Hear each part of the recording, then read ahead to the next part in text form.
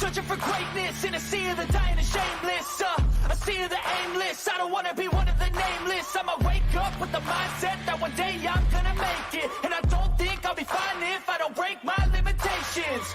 Don't try to stop me, I exist to write my own story. I'll make a decision if I want some peace or if I want the glory, yeah. Don't want a life that is complacent or possibly boring, just want a life that is worth every day exploring, My whole life I just wanted someone who would notice me. My whole life I just wanted to be somebody to be. Yeah, I just wanna be great. Yeah, I just wanna be great. Yeah, I just wanna be great. Yeah, yeah, I just wanna be great. Yeah, I just wanna be great. Yeah, I just wanna be great. Yeah, yeah,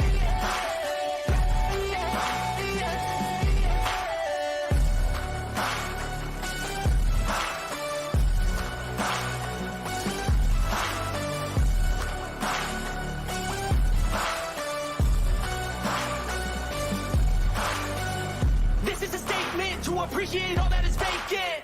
It's just for the taking. If you make up your mind, you can take it. I'm never complacent. I would work in a mansion or basement, yeah. There's no replacement for persistence, it's a patience, yeah. In this life, I wanna be soaring, to feel sun inside when it's pouring. And I'll fight till anxiety is foreign. I'm so sick of my mind's extortion. My whole life I just wanted someone who would notice me. My whole life I just wanted to be somebody to be. Yeah, I just wanna be great. Yeah, I just wanna be great. Yeah, I just wanna be great. Yeah, yeah, yeah, I just wanna be great. Yeah, I just wanna be great. Yeah, I just wanna be great. Yeah, yeah.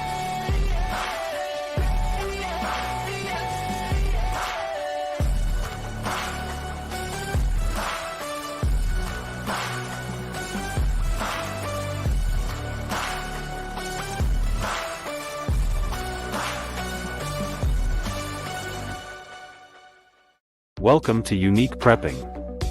My name is Zach, and I'm here to show you that no matter the challenges we face, like my own experience with cerebral palsy, we can all be prepared. Prepping isn't just about survival, it's about independence, confidence, and community. You see, prepping is for everyone. It's about taking control of our future, no matter our limitations. Here on Unique Prepping, I'll share tips, techniques, and strategies that anyone can use, regardless of ability. Together, we'll build a community where everyone contributes, learns, and grows stronger. So, whether you're a seasoned prepper or just getting started, join me on this journey. Let's empower ourselves and unite to create a better, more resilient future. Because in this community, everyone has a role to play.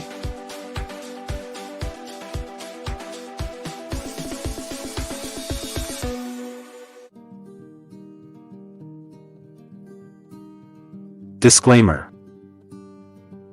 While this stream is intended for everyone, some views expressed by guests or in comments may not reflect that of the content creator or sponsors. With that said, we welcome your views as a vital part of this community.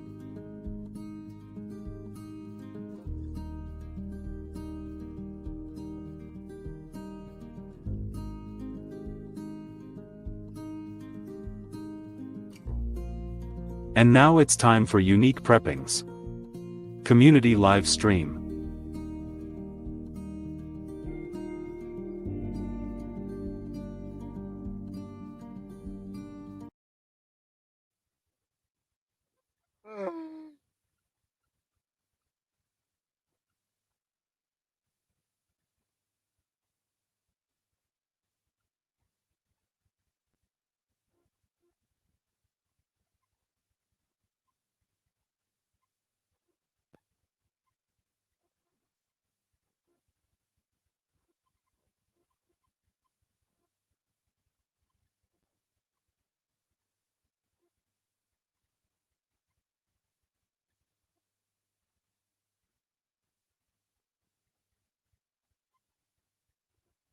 Hello our prepping community and welcome to the 12th installment of Unique Prepping's community. On tonight's episode, we will be discussing how we can help children adapt to survival instincts. I'm your producer, host and community member Unique Prepping, and with me are our beautiful community members Dumplin from Dumplin TCCT, Brady Lilme. Down in the description, I put their channel links, please go subscribe to them and keep this wonderful community growing. How are you ladies doing this evening?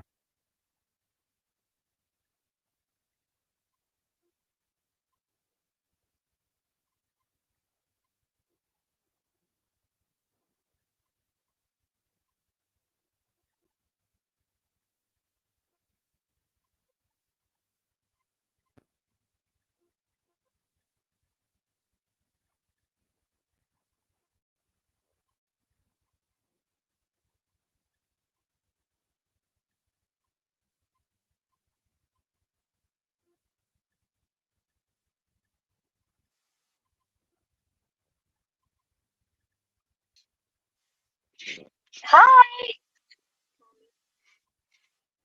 Brady, could you hear me?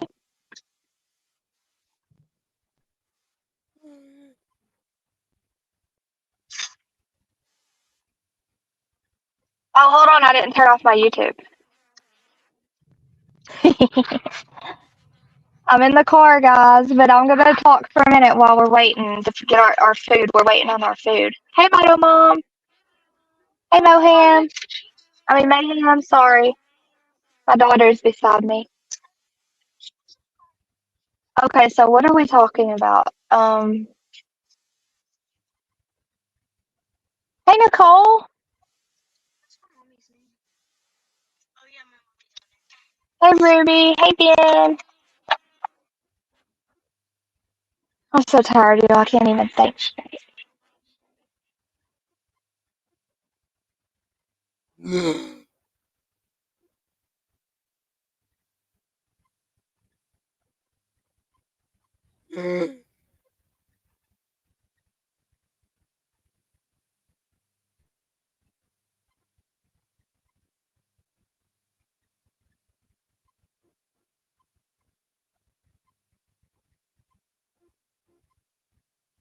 Okay, sorry, y'all. I had to mute. So tonight we're talking. I had to go look at the YouTube to remember talking about children adapting to survival instincts rather than technology, getting them off technology a little bit more, which is everyone's problem. Yeah. The problem I find with it is how much I rely on my phone for everything I do. So it's hard for me to tell the kids to put theirs down. Hmm.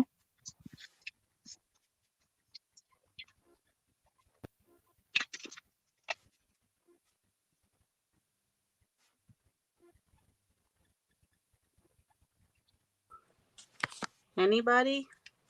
Yeah. Yeah, you're good now. Hmm. Now I can't hear. Hold on. Now she can't hear. She's having technical difficulties, y'all. Hey, please hold. Even when my son goes fishing, I have to tell him to take his phone so I'm not worried about him. Hey, Nomad. Hey, Now Ryan. can you hear me? Can you hear us? Yes. There. Yay! How's it going? Oh, it's good. I was just telling them how hard it is for me to keep. The problem with me keeping kids away from their technology is me depending on everything. Everything I do, I have to depend on my phone or my laptop. So looking at them and telling them to put theirs down, it feels like I'm being a hypocrite. You know. You're welcome, baby. I'm still having technical difficulties here. Sorry, guys. That's okay. I don't know what's going on.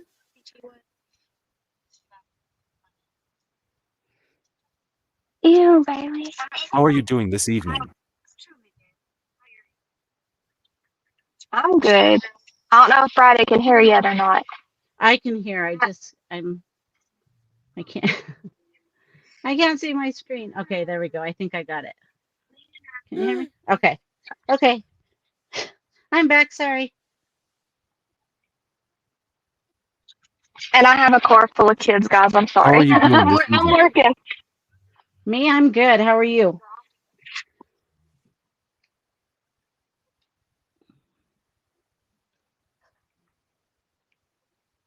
That's good, and I'm doing great. Thank you Good. for wanting to join me tonight in this important topic. Of Teaching course. children survival instincts is vital in today's unpredictable world. With natural disasters, emergencies, and unforeseen challenges on the rise, children must be prepared to face situations that could impact their safety and well-being. Instilling these skills early on ensures that they are not only aware of potential dangers but also confident in their ability to respond effectively. This video provides practical tips and strategies for helping children develop essential survival skills. From outdoor safety to emergency preparedness, it covers a range of topics that every parent, guardian, and educator should know. Engaging activities and real-life scenarios are included to make learning these skills both fun and impactful for young minds. If you find this content valuable, don't forget to like, subscribe, and share. By doing so, you help spread awareness and ensure more families are prepared for whatever may come. Join us in empowering the next generation with the tools they need to thrive in any situation.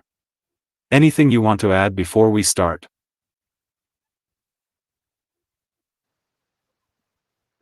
Nope, I'm ready. I'm ready too. Let's do it.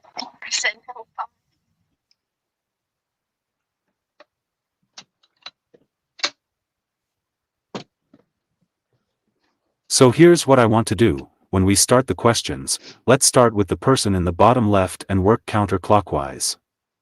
If that's okay? This way it helps us keep on track and organized. Also, I have to break up my answers, so when I finish responding, I'll end with you out to help keep the conversation going. For the chat, thank you for joining us this evening. Please like, subscribe and share this stream to help the community keep growing. To find anything unique prepping, please visit the link tree in the description, and if you have questions, please don't hesitate to ask. Thank you, and let's get started.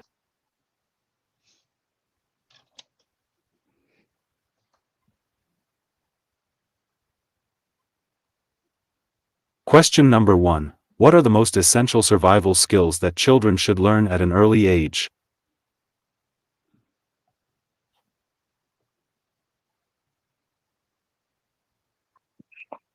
Are we starting with Brady? Don't start with me. Start with Dumplin.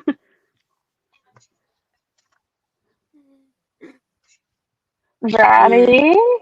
Hold on, cause my food's here. I don't know where to start. I don't know the most. Say it again. Sorry. I'm not prepared tonight.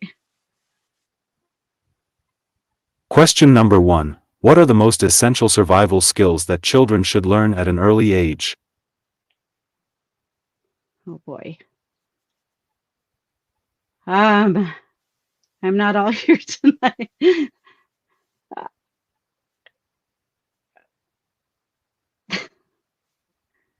I need a minute to talk to Dumplin first. Okay, look. Okay, I can answer. So, the biggest survival skills for me that are important, this is going to sound goofy, but the first one would definitely be swimming because of the water around them. The next one would be what they could eat and not eat because of children picking up so many things and putting them in their mouth. They should know what's dangerous and what's edible. I'm trying to think. That's actually a really good one. Not to chase after any animals they may see because the animal could hurt them or they could get hurt themselves by another way chasing. Okay, that's as much as I can come up with right now. Also, like strangers for one, and also like just the dangers around you, fire, water, stuff like that.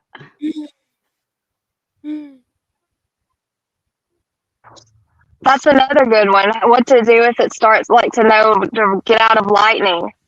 What to do if it starts raining. Just the Mm. normal basic survival skills.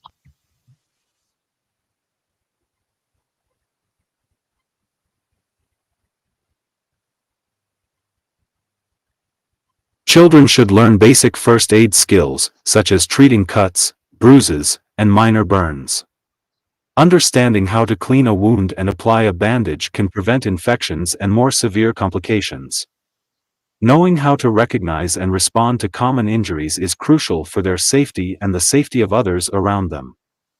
These foundational skills can be taught through simple, age-appropriate activities that build confidence and awareness. Navigation and orientation skills are also essential. Teaching children how to read a map, use a compass, and recognize landmarks can help them find their way if they ever get lost.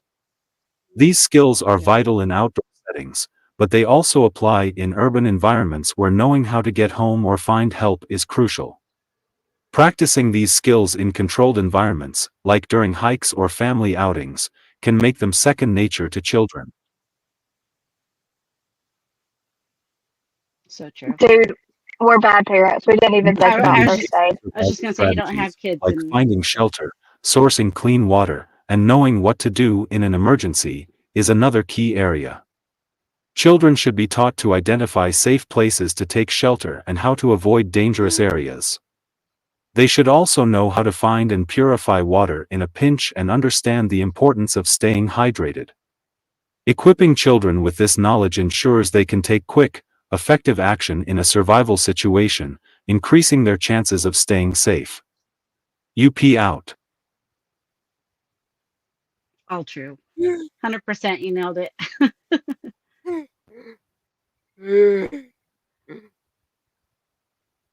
I'm not quite here tonight. You got to just bear with me.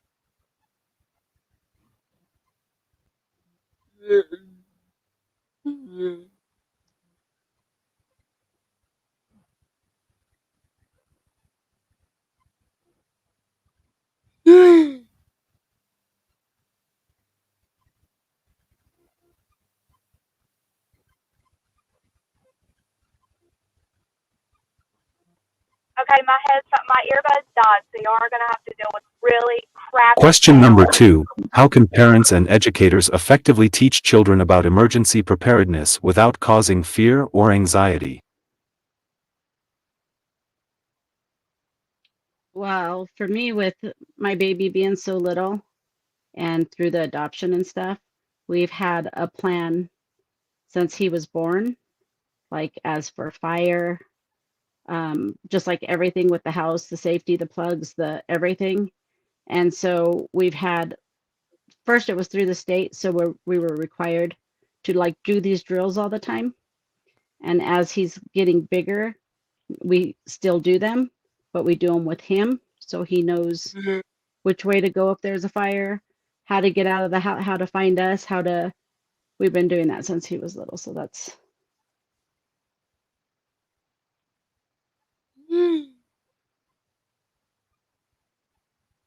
Okay, I'm kind of losing signal because I'm going over the mountain. Can y'all still hear me?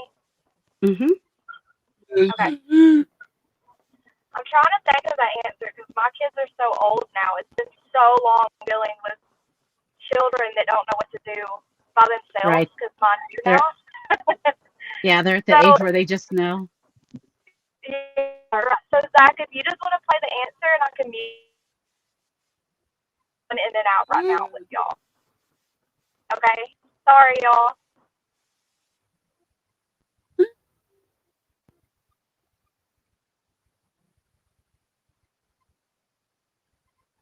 Parents and educators can teach children about emergency preparedness by focusing on practical skills through engaging activities.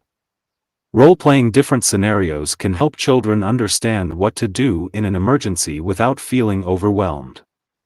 By turning these activities into games or challenges, children can learn important skills in a fun and relaxed environment.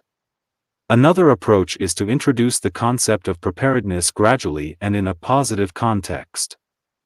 Rather than framing the conversation around potential dangers, parents and educators can emphasize the importance of being resourceful and capable in any situation. This helps children view preparedness as a way to be strong and independent, rather than something to be feared. Absolutely. Open communication is key.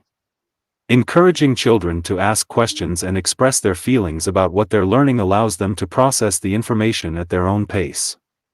By addressing their concerns calmly and reassuringly, parents and educators can build confidence and understanding without creating unnecessary worry or fear. UP out.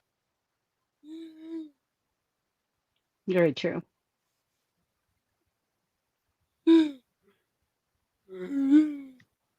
I totally agree. That's kind of how we do it with the baby. We like make it kind of fun, so it just becomes habit. So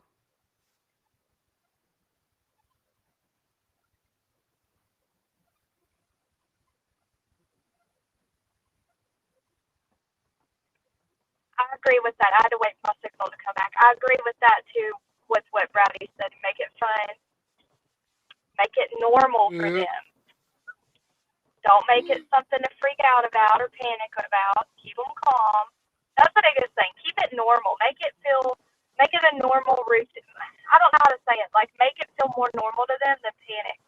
And if they are more used to it, they're going to handle it better. They're going to be more balanced going through an emergency like that. yeah, exactly. I think Anais would have to calm me down. My daughter would definitely be telling me to chill out.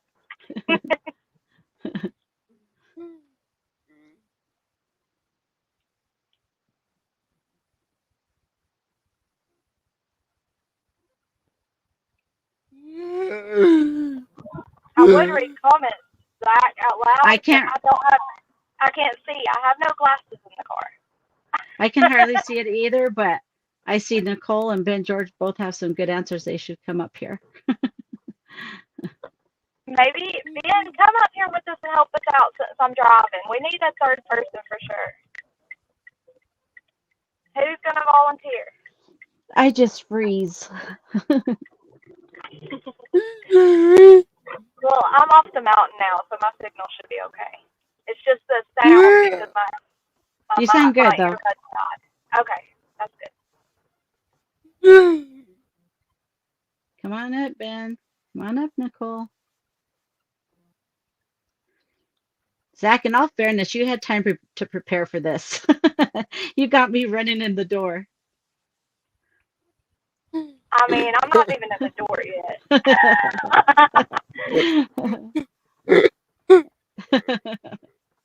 It's okay, though. Yes, it's perfectly fine. That's what we do. We act on, we don't have time to think of answers anyways. With life, we're mothers. We have to be on our toes anyway. And then he picked the two silliest people to come up because we think the same way. I know, Zach. Me and Brady are going to give you the same answers, and we'll start snort laughing in a minute, and then you'll be in trouble. That he doesn't realize we both trip over air, so there's that. We're not serious at all. My daughter and her friend, they're being so good though in the car. They're sitting quietly while we're doing this. They are very quiet. I'm proud.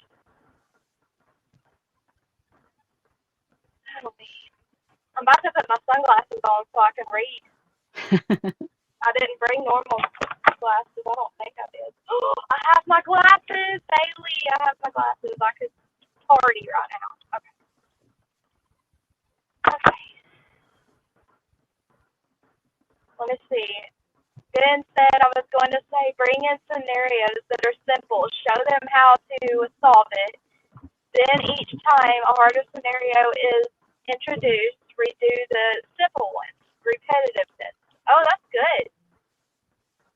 Mr. Ben George, he dropped the link for you. Oh, did he?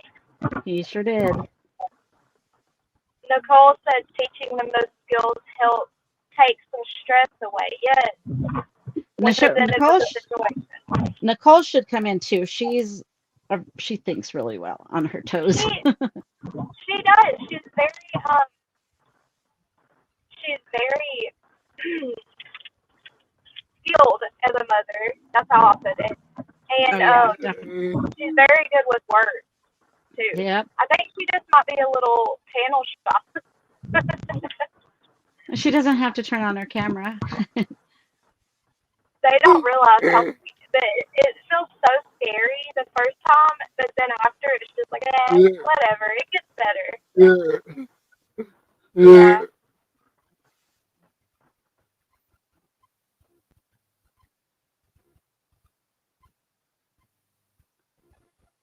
I tried to get my friend Nadia to join, but she's tired.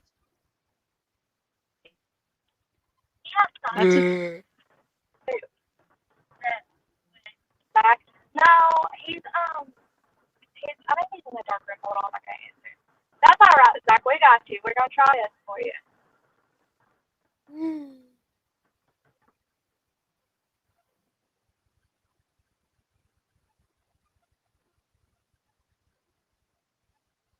Question number 3. What are some fun and engaging activities that can help children develop their survival instincts?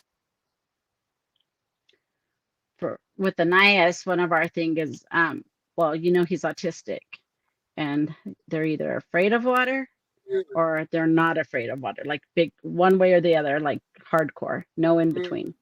And he is not afraid, so we have to get him used to the water. We always have him in the water because he likes it so much, but to teach him that he has to be safe while he's in there. Like if not, we wouldn't be able to trust him. He would just run in. So that's one of our big things is the water.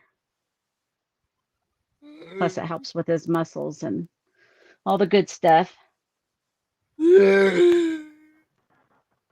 think I would say camping, taking them camping and teaching them all the little skills while camping, making it fun.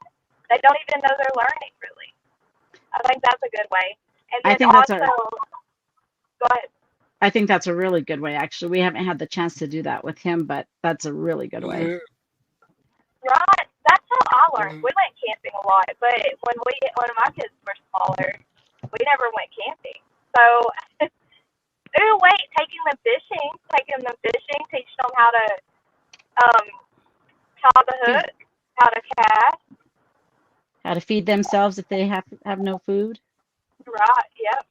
And then another less natural way is signing them up for Boy Scouts or Girl Scouts, because I was in Girl Scouts and I learned so much. That's not really an activity, but it's still a good tip if you're not an outdoorsy person, but you want your child to know what to do. Yeah.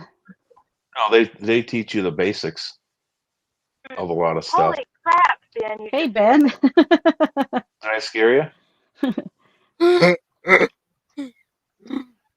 So the other thing is, like, if you're out camping or if you're out in the woods or if you're just out going for a walk, and it's learning your environment and what things you would need in your environment wherever you happen to be to survive. You could play a game like I Spy. It just popped in my head. But so, like, where are you going to find water around here? Or what would you do if, and just work with them. Absolutely. They learn their environment like that. And they don't even know why you're, it's also important to tell them why you're, like, back to without creating the anxiety. It's like when you tell a kid you need to go to your room or you're in trouble, but you don't tell them why. Right. They have no, that's not good. Helping them understand why you're teaching them something. And that's why if you start slow and This is how I learned computer, or my first time learning computers was we did it. It's DOS, so it's um, literally just a black screen and typing on the keyboard for the commands. There was no graphic interface. We learned a command, and then we learned another command and another command and another command. But by the time we were on like the fifth lesson required us to use every skill we learned in the first, second, third, and fourth. So by the time I was done, I had them down. And that's when I say you go slow and then just build up. And they don't even realize, it's not scary because they're just, where do you find water? That's not scary. And then build from there. Yep. Thanks for coming up, Ben. I'm speechless. I told Yeah, I you. wasn't planning on it. But hey, that's what prepping's about, right?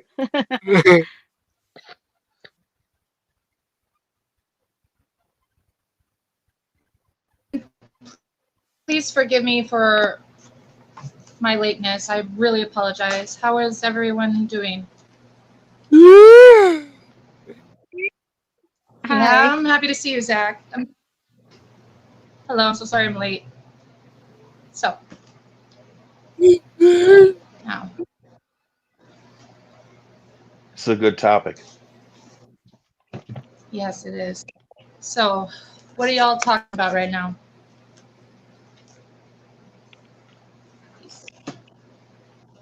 I didn't mean to interrupt. Question number 3. What are some fun and engaging activities that can help children develop their survival instincts?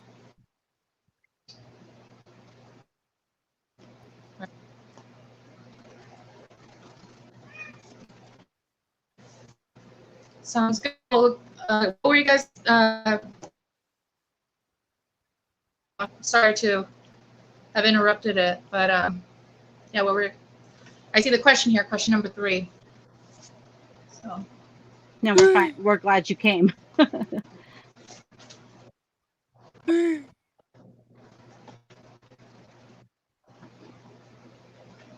right. Well, who's?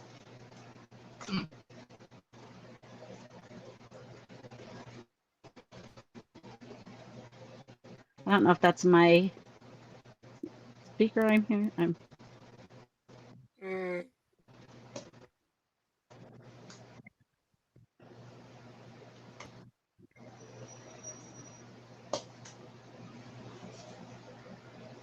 Building a basic survival kit together can be a fun and educational activity. Involving children in Are you selecting guys there? items like a flashlight, bandages, a whistle, and non-perishable snacks helps them understand the importance of being prepared.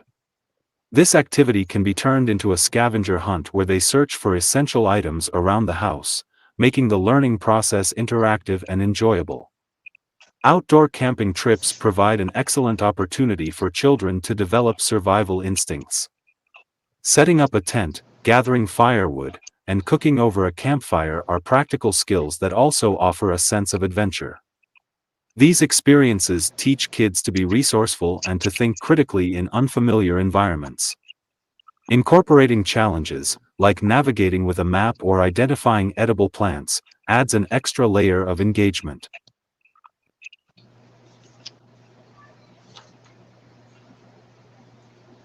Absolutely. I Role-playing different totally survival agree. scenarios can be a highly effective way for children to practice decision-making in a safe environment.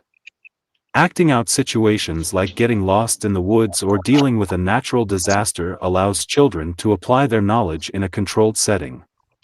This hands-on approach not only makes learning more memorable but also builds confidence in their ability to handle real-life emergencies. UP out.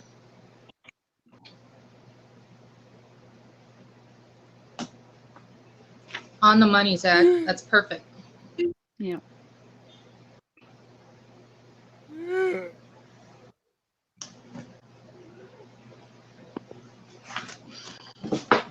My son, he's got a daughter, so my granddaughter, so he's into bushcraft, and he's got all the stuff, and he involves her. They go in his backyard. So What yeah, is it? it's bushcraft where you learn to survive, out in the wild. Start your own fire and Nice. cut trees and I thought bushcraft specifically just was referring to using a knife, but it's like the whole outdoors altogether. oh yeah. Yep, Very cool. he's got dryer lint and um all kinds of fire starters. He does have a knife with a fire, starter. But he's also got saws and water filters. He's got the whole thing. He's got a backpack that he can put on basically and carry everything that he needs. Tent That's pretty cool. included. I have those for my sons as well. I can He's got a go I bag. can show you He's what I got have. Yeah, his bug out bag. Yep. Mm-hmm. Well, I don't yet, but I better.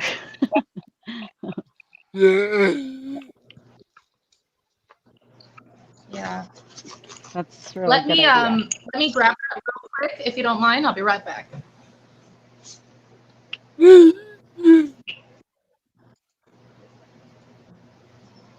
Her cam is locked up. At least it is on my screen. Yeah, it is. I think it is. We'll remind her when she gets back.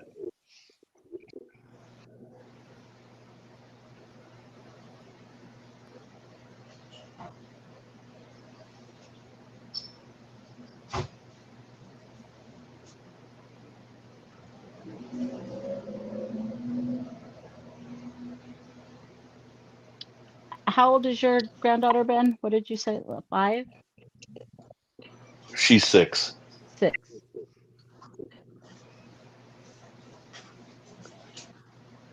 Yep, she loves to play outdoors. Here we go.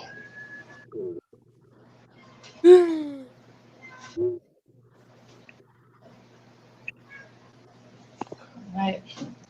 Yes. We'll be outside and she'll have all kinds of different plants and flowers and sticks, and I look down and they'll be in the shape of a flower and some odd thing. It's like, How cute. I don't know what it yeah, is. Every time we go somewhere, anywhere, Anais always finds Crown out of flowers. one That's what I use. one rock and one stick, and we always have one rock and one stick from everywhere. Yeah. Let's see. I don't know which order we're going in or what, but so you'll have to guide me, guys. Just whenever you're ready. Oh, okay. All right. I didn't know. I didn't know if anyone was in the middle of talking or what. no, we're just Alright. making general Well, chat right now. Is your camera froze Okay. again, or I don't? Me? I see it. I see a doorway. I Mine? don't see you. So We saw you Oh, for I'm a right second. here. Can you see me now? no, the doorway and the chair is what I see. Before you left to get Okay. the stuff, it was just you, and then I saw you pop in the frame for a second, and now it's Hey Nadia, would you be okay? You can refresh. You're frozen. All right. Let me exit. I'm gonna come right back.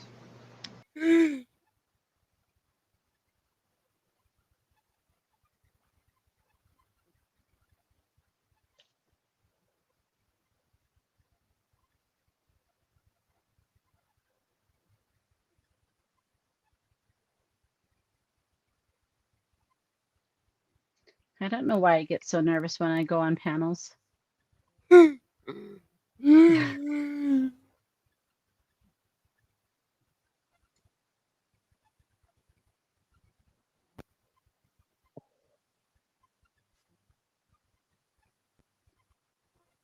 Chat is easier sometimes because you can take a minute to think.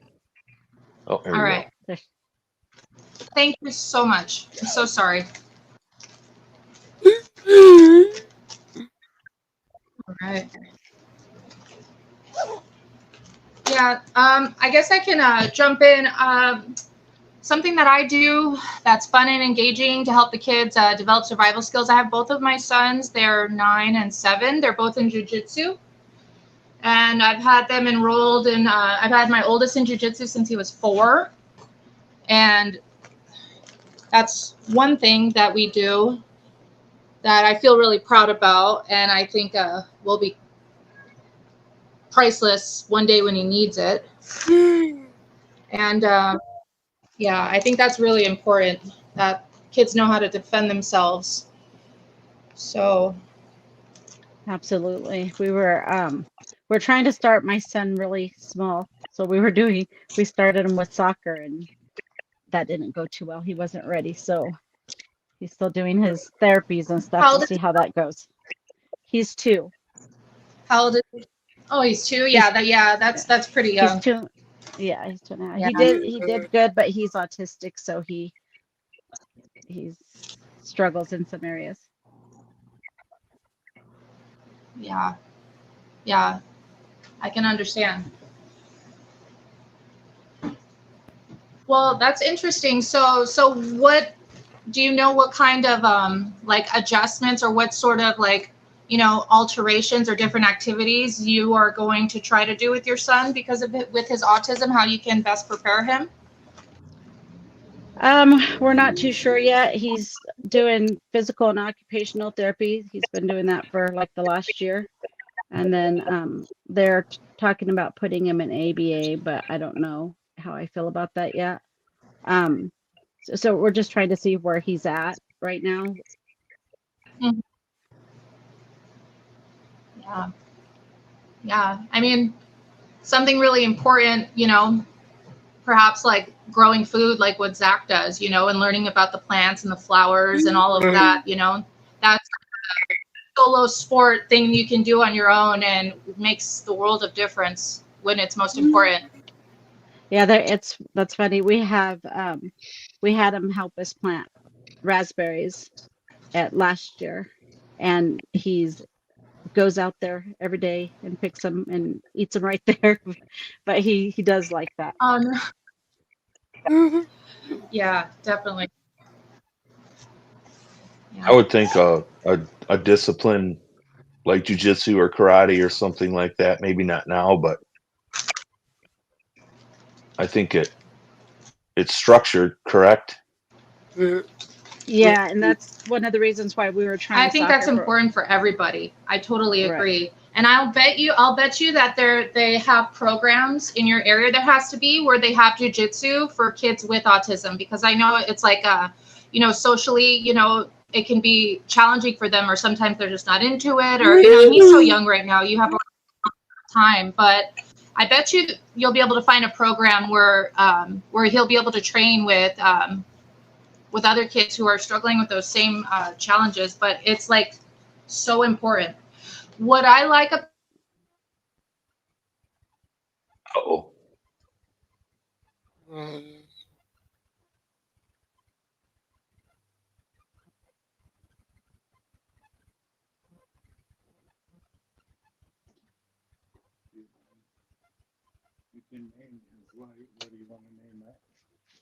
named it an Iostine. Oh,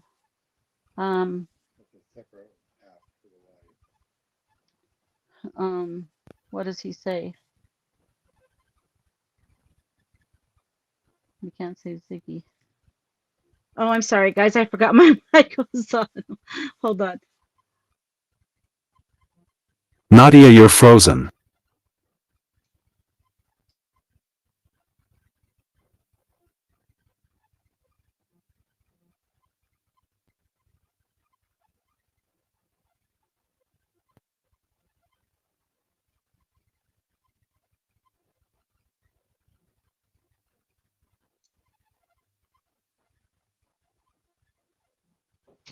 I'm back. Sorry about that.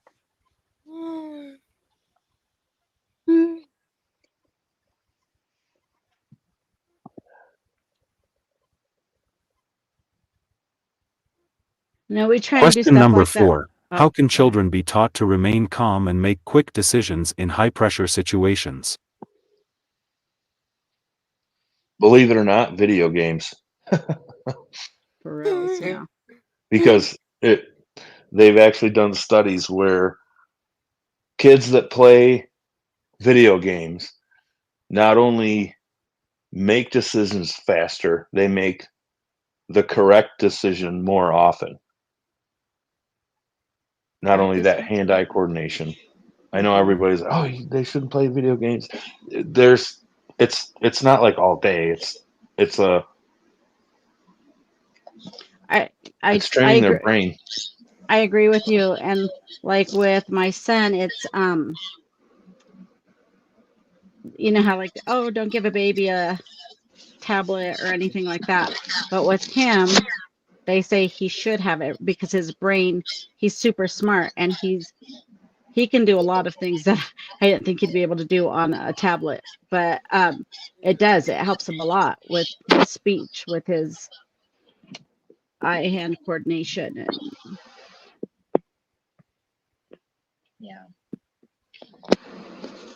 Yeah, they just learn different ways.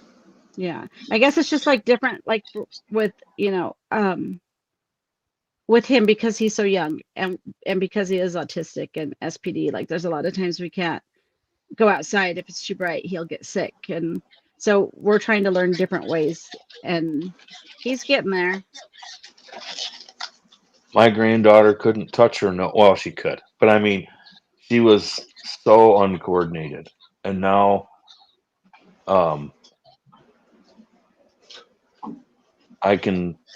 we took her out and started throwing a ball to her and swinging a bat, and she loves it. And it's amazing. She actually hits the ball, and we're like, wow. But she's learning, you know.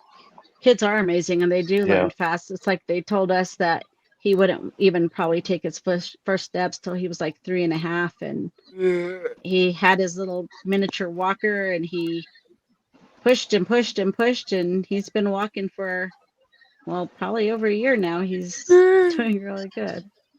Oh, that's wonderful. Thank you.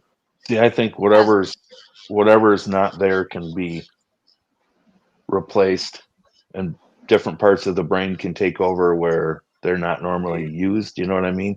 Mm-hmm. And you can, like with the discipline from the jujitsu or some discipline.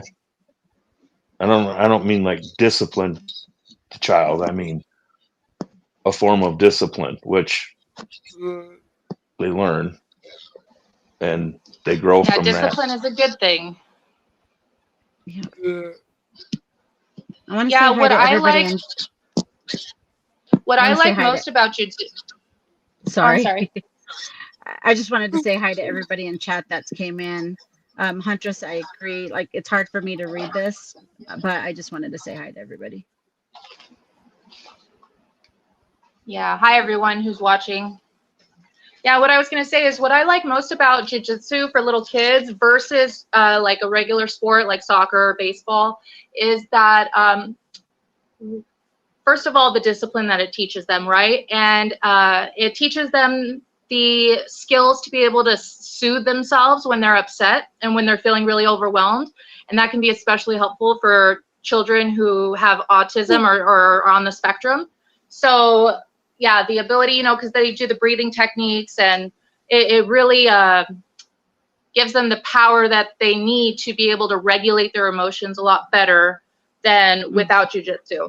And also the accountability of when they lose a match or a fight, it is your responsibility and you're accountable. You know, you can't blame it on your teammate or anybody else.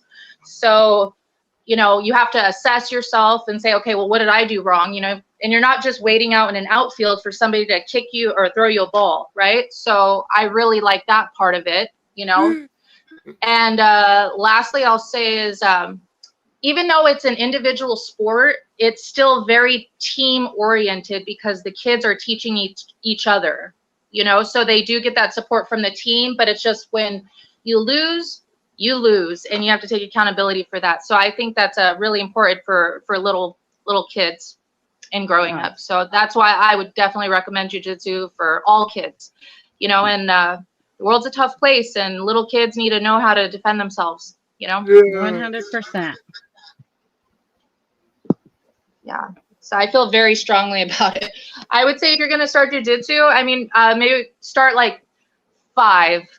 I wouldn't do anything younger than 4 for sure, because then you're just going to be pulling your hair out. But I would say 5, just to get them used to like the motions of like, you know, the rhythm of what to do, and, you know, the steps of to get with the flow of the class. But yeah, I wouldn't start younger than that. But that's just my opinion. No, they actually we've looked every into some fighter, stuff like that. Yeah, I'm sorry. Every fighter that they've ever interviewed, and they said, what's one thing that you regret about jiu-jitsu? And all of them say, I regret not starting when I was younger. That's the number one thing they all say. So, yeah. Yeah, Zen is a real thing. Yep.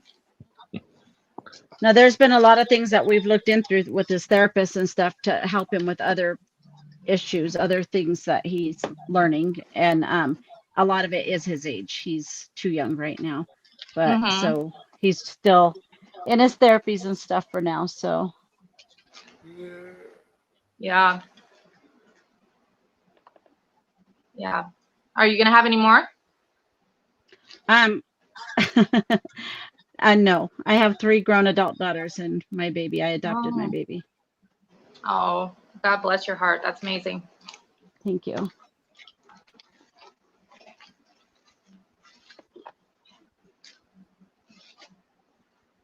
So if you guys would like, Teaching I can show children you to what I remain have calm in in my high-pressure son's. situations begins with exposure to controlled, simulated stressors. These could include activities like role-playing emergency scenarios, practicing mindfulness exercises, or participating in games that require quick thinking under time constraints. The key is to introduce these situations gradually, allowing children to build confidence in their ability to manage stress and make decisions without feeling overwhelmed. Consistency in practice is essential. Regularly engaging children in these activities helps them become familiar with the sensations of stress and the importance of maintaining composure. Techniques such as deep breathing, positive self-talk, and visualization can be taught to help them manage their emotions. Children who repeatedly experience and overcome small stressors are more likely to stay calm when faced with real-life high-pressure situations. Encouraging decision-making skills is another crucial aspect. Presenting children with choices and discussing the potential outcomes helps them understand the importance of quick, yet thoughtful, decision-making. Over time, they learn to weigh their options, consider the consequences, and make decisions more efficiently, even under pressure. The goal is to help them trust their instincts and judgment, leading to better outcomes in challenging situations. UP out. Man, Zach, you type really fast. That's amazing. I totally agree with you.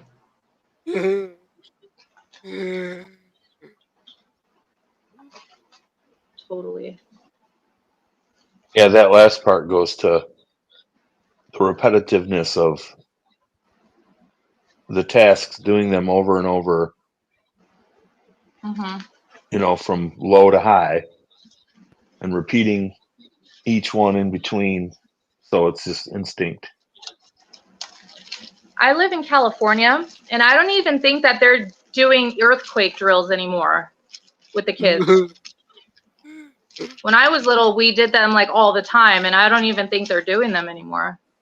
Yeah.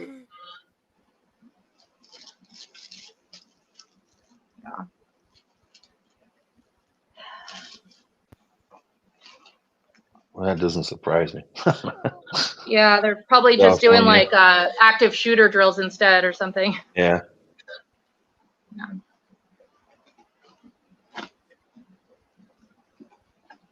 Now, if you would like, I can show you what I have in my son's bug out bag. I'm looking at it right now, and I haven't looked in this thing for a very long time. He's probably outgrown some of this stuff, but if you're interested, I could just show you what I put together. We can save that for the end of the panel if you want. Yeah, that sounds good. And I'm sorry, I was talking, I was answering all of that and I had my microphone off. Sorry. No problem. Yeah.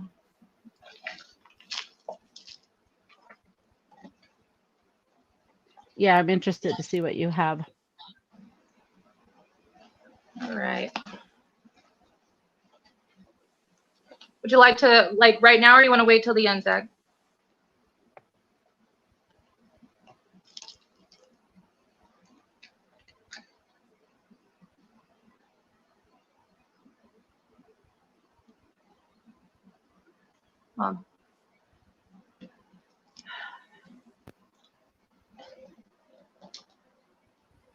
Okay.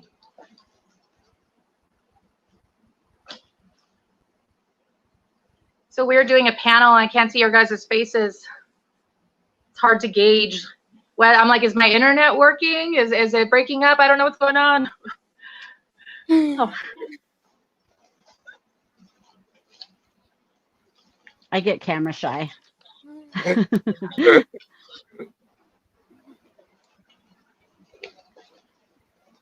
Right. Yeah, my survival technique is to not go on camera to save everyone else. Oh, sure. We're That's still waiting for smart. you to get on camera, Ben. That's smart.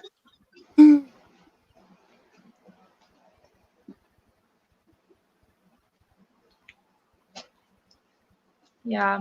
So the tricky part for me, Nadia, I actually prepare my answers about a day before. This way I don't get long on typing, and it doesn't matter to me. Ah, gotcha. All right. Well, let me just go through this real quick then. You can get it over with. Pardon me, this is like totally amateur. This is like when I first started, you know, this was like my beginner prepping backpack, bug out bag for my son. This at the time he was like 7 years old. So anyways, I just have a regular sports backpack. It's made out of leather. I think ones with more compartments is better, but for a little kid, I think just simple, the bare minimum is best. So what I had in here for my 7-year-old son, and you know, obviously my bag is like completely different, you know, so this is just stuff to keep him comfortable while whatever's going down is going down, you know, and hopefully he can get to somewhere safe or whatever the case is. But anyways, I saved one of his old baby blankets. So I just wrapped that up, threw it in there so it folds up really nicely, but it's just a baby blanket. Pair of socks. I'd like to have more socks though than just one pair. This is like some sort of like face covering situation, you know, when they were doing the masks, but you know, you never know. Glow in the dark sticks. So I got 2 of these at the dollar store. You know, if they ever were to get lost in the dark somewhere and we were looking for them, they would have these glow in the dark sticks and he could make a bracelet out of it or whatever, right? So I got lots of those, real cheap. I have in here, I just have some plastic forks and spoons, napkins, couple of grocery bags, like trash bags, you know, and just a couple of Band-Aids, which would not be enough, but there's just a couple of Band-Aids in there. I also have, I took my safety goggles from my chemistry class. I don't know why, I just threw them in there. I don't know, for whatever reason. See, a clean shirt. See, I don't even know what's in here. I'm telling you guys, it's been a really long time since I've looked at this, so it's kind of like we're all rediscovering this together. All right, so a washcloth, like a baby washcloth, is in this little bag. So I got like a toiletry bag. I'm assuming that's what this is going to be, like toiletry stuff. Let's see. Adjustable kids mask. but like I hate masks so much that I almost don't even want to keep. I had them left over from the you know what, so I just have a bunch of them that I never use. So anyways, I just threw that in there. A package of tissue Kleenex, right? I have a survival rescue blanket, right? These are the ones that are made out of like foil, you know, so they can keep them warm or keep them cool, depending on whatever situation they're in. They're thermal material, so it reflects back 92% or 90% of the body heat. Compact emergency protection. Let's see. I have hand sanitizer, toothpaste, toothbrush, and I don't know how I got this, but some sort of inflatable pillow that goes in this little pouch, and you could like blow it up. Little pillow there. Let's see. This is for a 7-year-old. And then another mini trash bag, toothbrush, and then I took an old pencil bag from school and I wrote his name on it, right? And on the inside it has my information. Let's see. Yeah, it has my name, my address, their dad's name and address, phone numbers, and his birthday. So I have that written on here, you know, and then his little brother's name. So I wrote that on there to go in the front, right? Front of the pencil pouch. And then also in here, I have color pencils, little clips, I don't know, for whatever, I don't know, just random, whatever he might need a clip for. Pencils, eraser, and magnifying glass. I got these little eyeglass repair kits, right? I think my sister got it for me. It was like a stocking stuffer thing. So it comes with like a little magnifying glass, like eyeglass cleaner, a little mini screwdriver. That's in there. And then I don't know if you've ever seen these for the boys. They have these magic towels. So I guess you wet it and then it like grows into like a full-on like washcloth towel. So I don't know.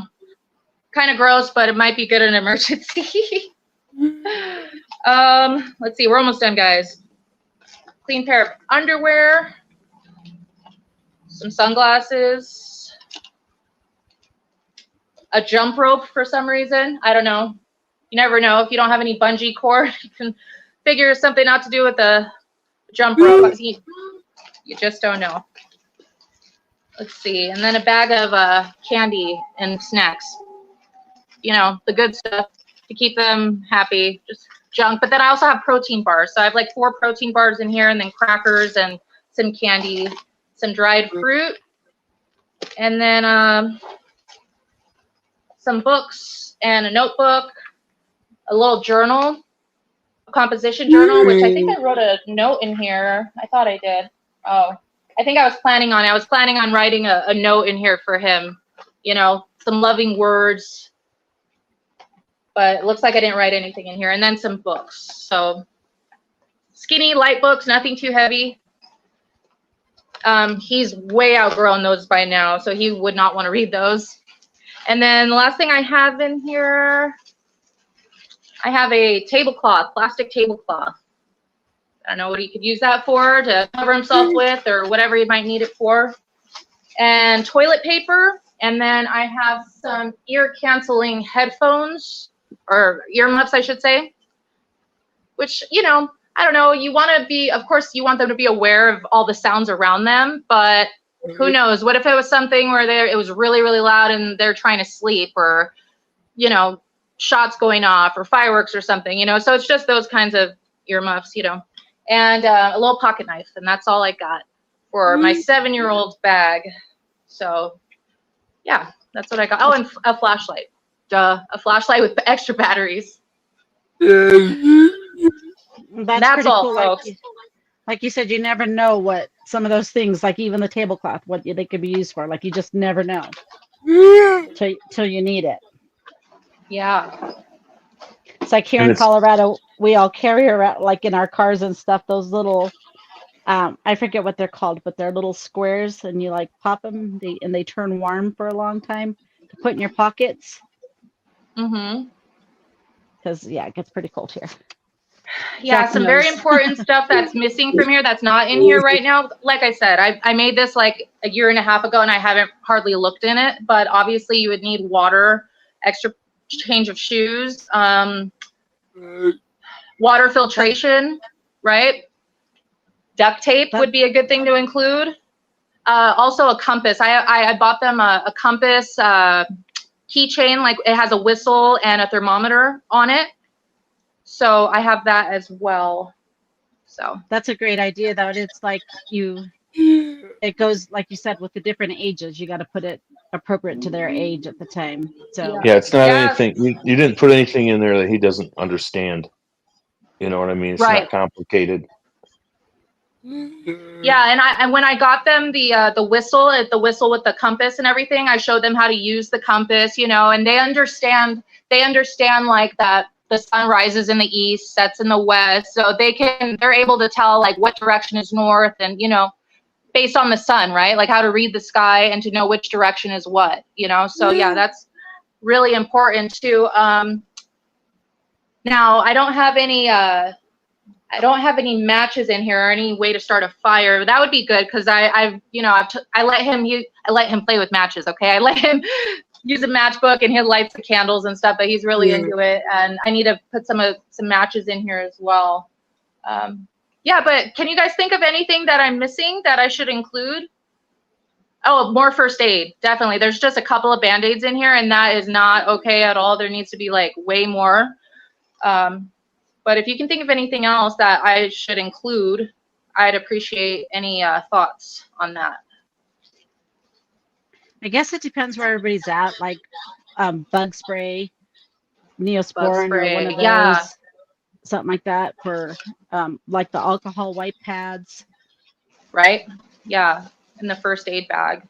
Yeah. For sure, yeah. Like Neosporin, bug spray, or bug repellent, antiseptic, bandages, gauze. Yeah, that's very good. My son would just want cheese and donuts. Yeah. But what if there's no cheese and donuts? What would you give him? Yeah. How would you console him? Probably things like crackers. Like I was kidding about the cheese and donuts. That's just where his brain goes. Yeah, I'm not sure. I'm really gonna have to think about that. Haven't made him one of those. Yeah. Also, I have walkie-talkies for them. Little hand walkie-talkies that they're programmed on the same channel. But I use those like all the time, so that's why they're not in the bag.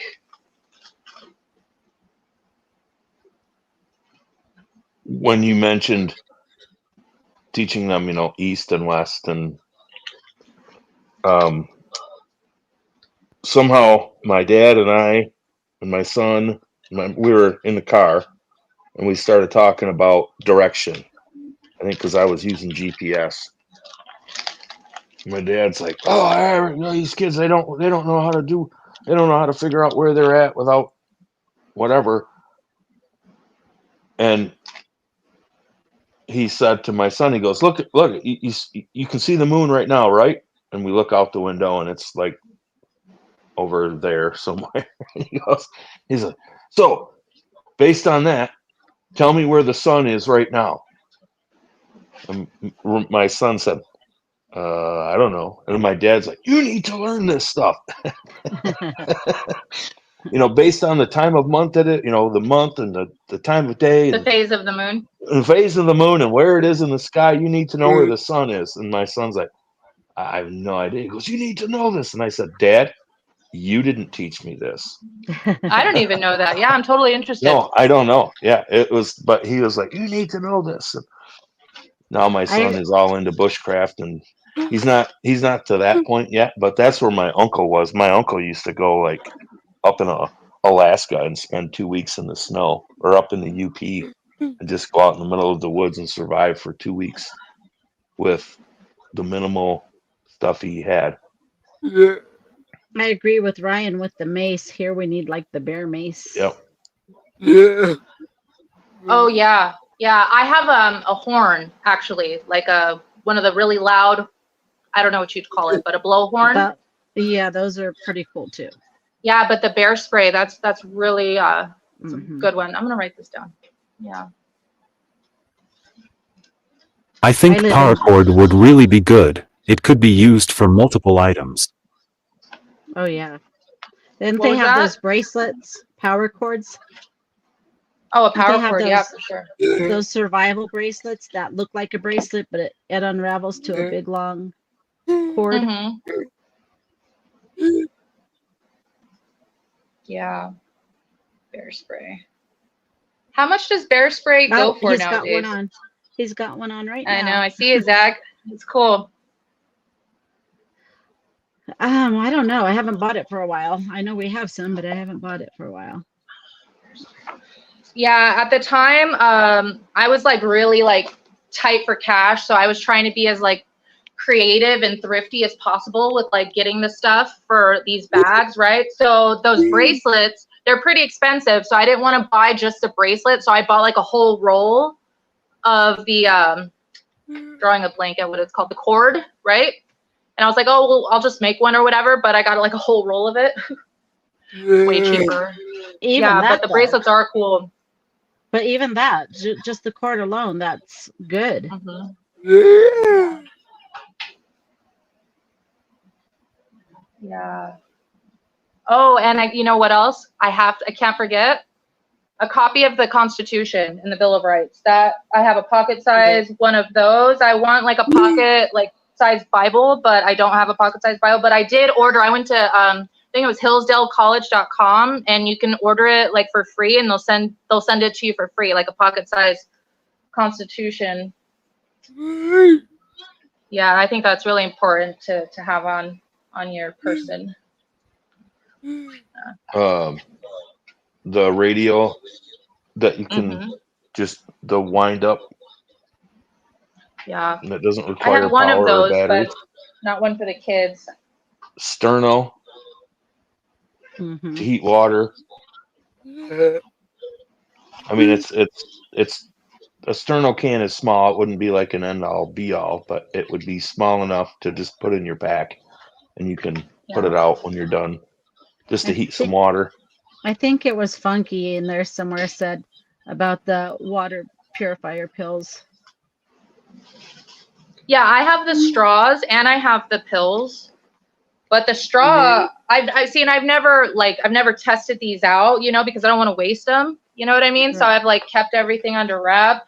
But it's kind of tough because when you're putting these sorts of things together, a lot of the stuff you have around the house, but it's like trying to find the balance between like, okay, I don't want to, I could think of a ton of more stuff that he could possibly need in his bag, but I only have like one of them, so I'm keeping it in my bag. You know what I mean? So, and besides, for the kids, you want to keep it as simple as possible, but you just never know.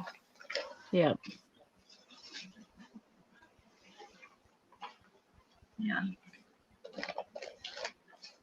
Like I've never even practiced with my fire starter. Like I have it, but I've never even used it. Yeah, what if I get out there and I would be like dryer lint? No, I would figure it out just fine. At least you have it. Yeah, I've got this one. Dryer lint and Vaseline. Poof! Instant fire. Okay. Just from instant fire. Just grab all the dryer lint out of your thing and just pack it. My son, I said, here, toilet paper tube, just jam it in there, add Vaseline, just you got a toilet paper tube and you can pack tons of it in there, and you can just pull it out a little tiny little bit with your and then where do you put the Vaseline at which part of it? Just mix it, just a little bit of Vaseline, just make a paste out of it, and it'll pack in there tight. That's interesting. Yeah, perfect. That's cool. I have a ton of dryer lint. I think I'll do that tonight. Yeah. Try it out. Just put it, you don't need a whole lot of Vaseline, but it will poof.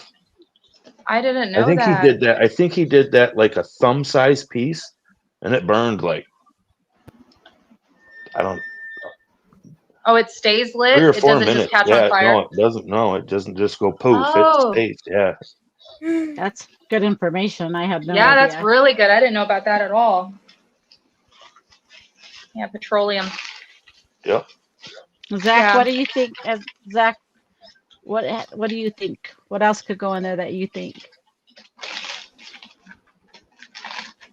Nadia, did your city revoke the toilet to tap crap? Say that one more time. Can you repeat that, Zach? Nadia, did your city revoke the toilet to tap crap? Oh man, don't rub it in. I don't want to think about it. No, it didn't. Our government hates us. No.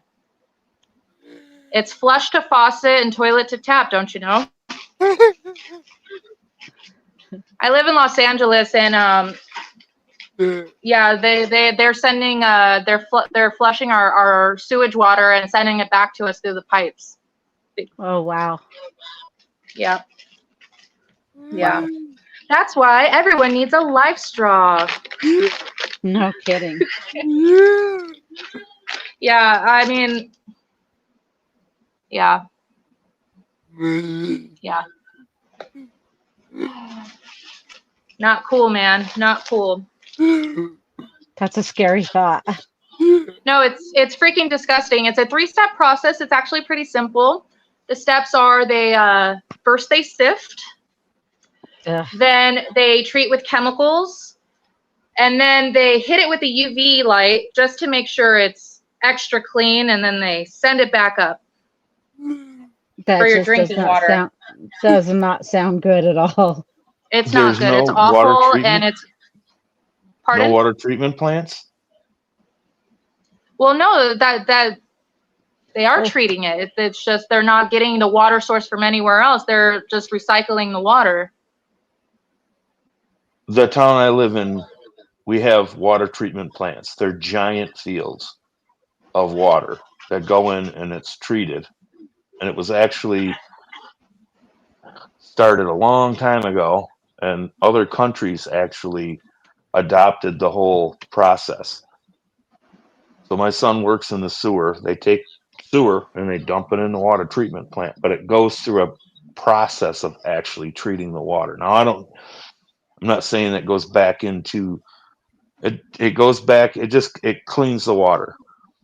Yeah. Mm-hmm. Juicer 90. Yeah, that's another Flint. That's what Flint didn't want to pay for water from Detroit, so they reversed it and started pulling it from the river.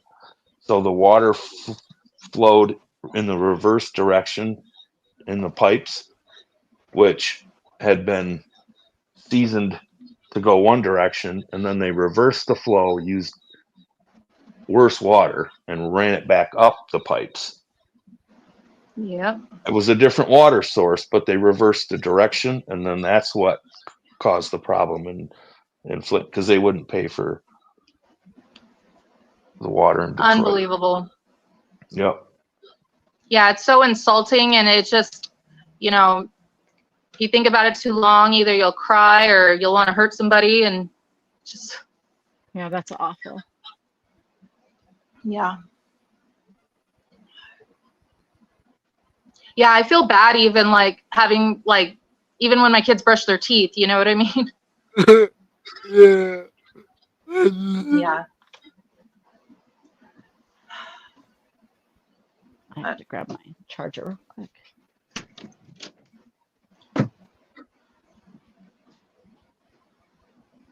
Yeah, but I haven't done any drills really with the kids at all. We've gone camping a few times. We do the jujitsu 3 times a week, but as far as like going out and drilling and like, you know, really getting, you know, practicing, I haven't really done that yet, and I need to do that for sure.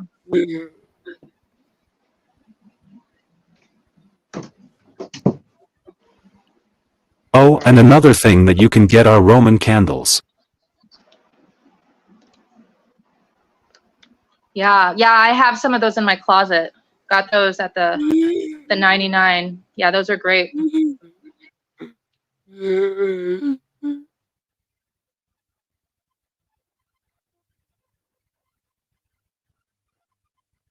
I see Dumpling's back in the room. She's eating, I guess. She better hurry up. Just kidding.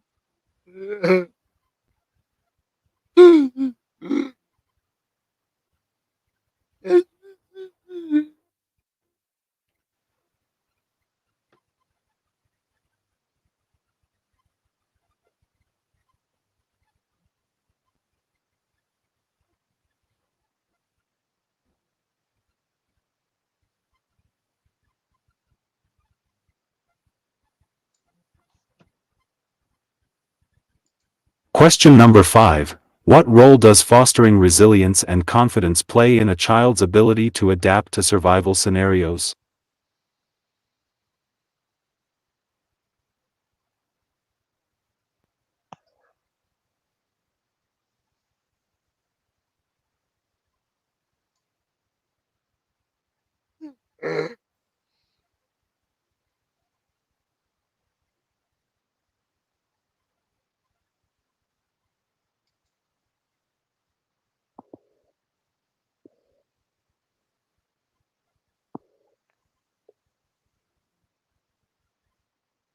I think that goes back to the idea of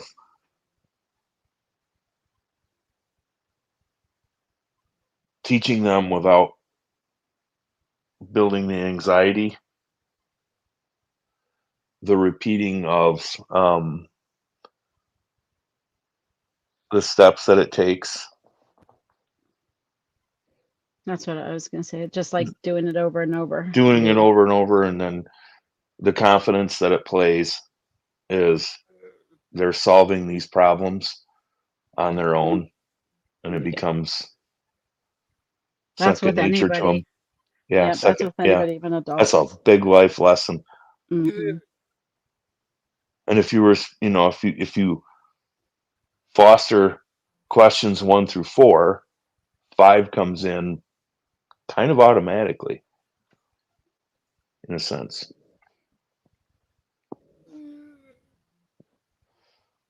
Did she freeze again?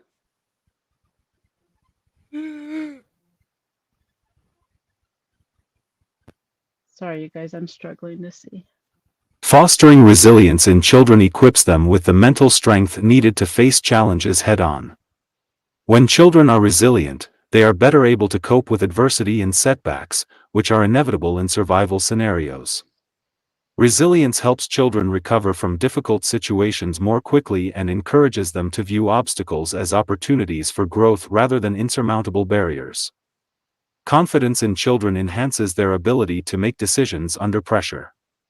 In survival situations, quick thinking and decisive action can be crucial, and a confident child is more likely to trust their instincts and knowledge. Confidence allows children to approach challenges with a positive mindset, believing in their ability to overcome obstacles. This self-assurance is key in ensuring that they remain calm and focused, even in high-stress environments.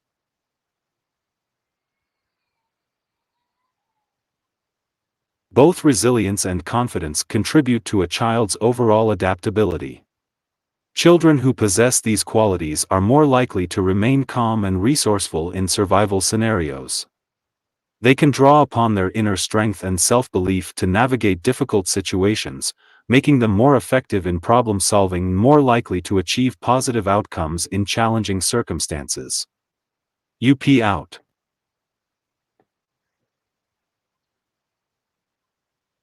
That's exactly right. The more they do it, the more they practice and they feel comfortable, they're not going to have a problem when it comes time to having to do it. And yes, Juicer, I'm old, okay? I can't read a lot, but I read that.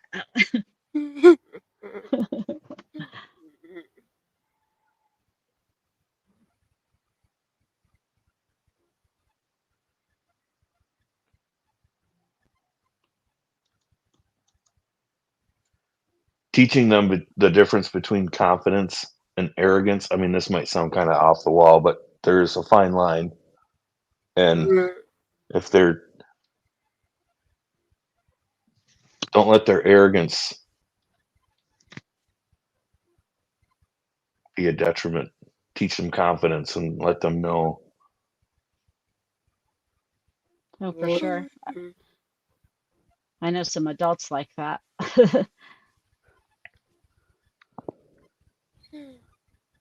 That their arrogance get in the way. Yeah, they think they're doing the right thing. Or they're confident, but it's really.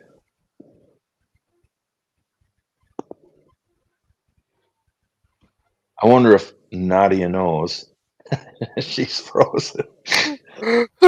Just read her name. I see it spinning like she's trying to come back. I don't know if you guys could hear the crying in the background. I'm in another room, but I hear a sensory meltdown going on.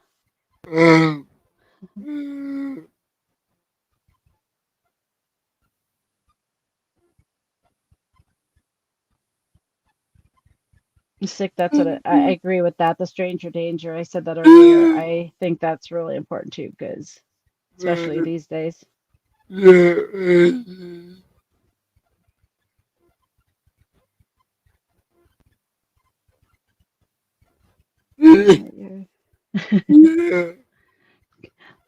That's right, Huntress.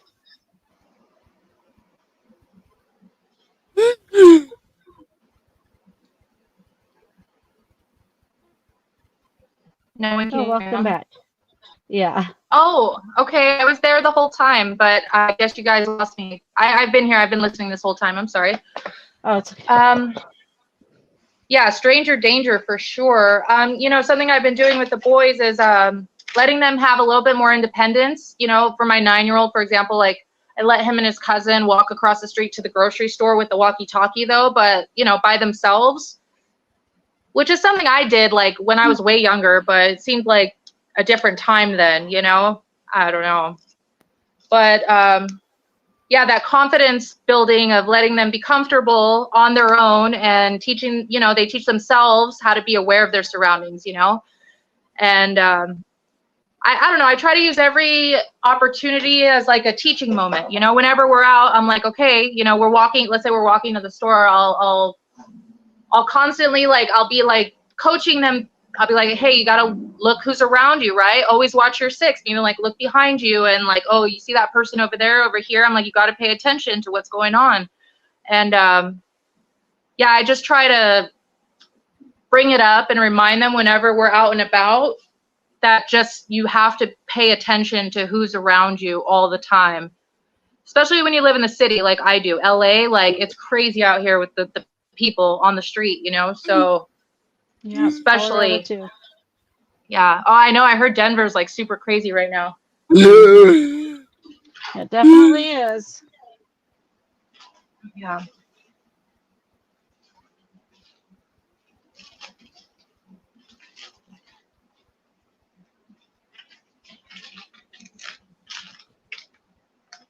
Yeah.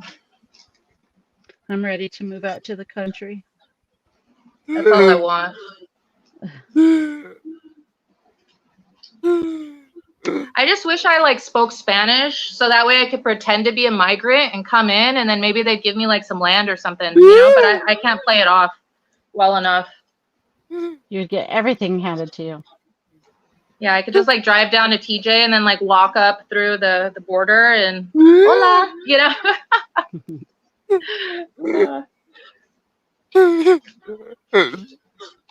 That's funny, how's that? It's true. Yeah. Yeah, but I heard about the gangs like taking over the complexes in Denver. That's really crazy. Apparently, my husband was telling me just earlier that a whole, I think that's what you're talking about, apartment complex. The Venezuelan gangs, yeah. Yep, got taken over. I had no idea. I didn't even know that happened. Yeah, and I was watching something about it, and they were saying how the owners of the building don't even feel comfortable going on their property. So what they've done is they've like evicted, like the gangs have like moved in and they've just terrorized the residents that live there and have like ran them out of the building.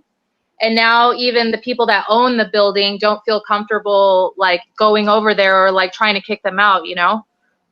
Yeah, I'm gonna have And to now, look yeah, that they've up. taken over like a whole complex. I'm gonna have to look that up and see where at in Denver that is. I didn't even know that was going on. That's I don't scary. know. I don't know why Aurora is like sticking out in my head. And that sounds about right. Aurora is bad. That's one of the worst places in Denver. That sounds about right. Yeah, that I don't know. I think that might be it. Think about the problems we used to worry about. Some random guy in a panel van. Right. That was scary. Now The look white- what we have to deal with, right? The white van with no windows. Yeah. Yeah. That was what I always heard.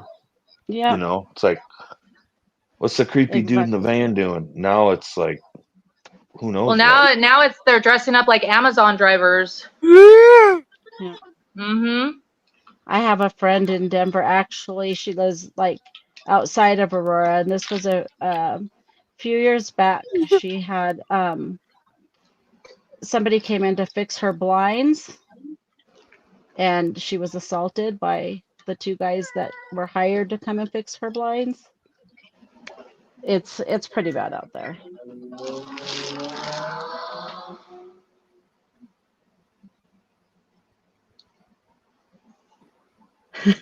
Funky. Get us some property.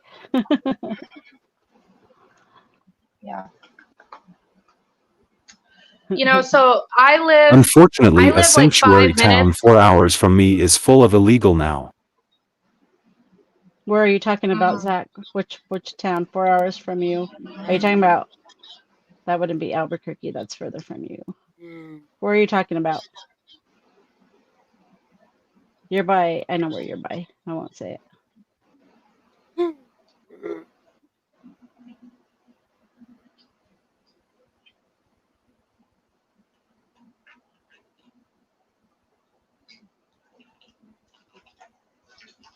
And the scary part is like the way everything's going, and I know this isn't about the politics or whatever, but everybody that's came in and we have no idea who, we're going to end up getting attacked from the inside out. And it is though. It is about it.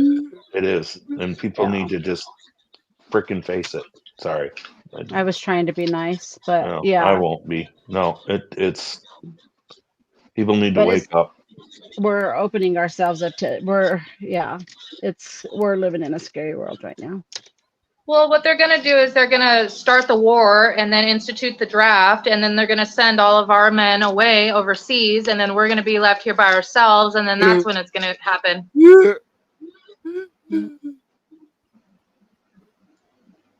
Problem, reaction, solution.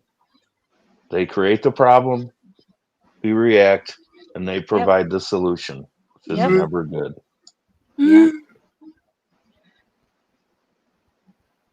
You know what always boggled my mind, still to this day, and I'm surprised like no one made more of a bigger deal about it and like pushing, like getting an answer to this question, like how come the legislative branch, them and the newcomers, right? They were all exempt from taking the you-know-what. Like, how come they, I wish somebody would have, like, pressed on them, like, wait, well, how come they don't have to take it? How come they don't have to take it? And I don't think I ever seen anybody, like, get pressed on it, like, real hard, like, explain it to us, like, why they don't have to take it. I think it was questioned and everything, but it was shut down because they do what they want to do. There's different rules for different people. Why can they do but I just would like training to see them try to talk their way out of it. Oh, yeah. Sorry, Ben. I was to say, they can do insider trading. That's fine. Laws for you, not for them. Yeah.